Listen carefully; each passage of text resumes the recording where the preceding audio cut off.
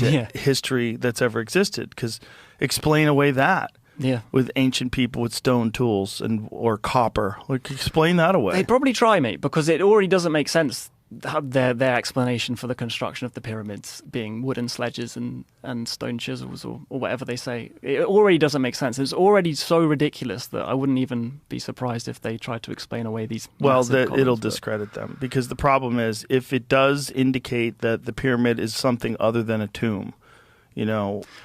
I don't even see any evidence that the Great Pyramid at Giza, I mean, what's the evidence that was a tomb? I mean, I don't think they've ever found a body in there. No. It's just a chamber which they've called the King's Chamber. Right.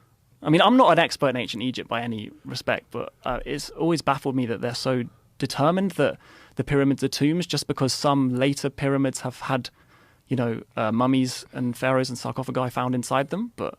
That doesn't mean anything, and that doesn't mean that they built it. That also could mean that the pharaoh decided that it was his and wanted to be buried inside of it, and it had existed for thousands of years before they ever even got there. And you find bodies in buildings today, and that doesn't mean the purpose of that building was to be a tomb. Right. It's just someone's buried there, so someone, as you say, it's a weird assumption. It's a very weird assumption.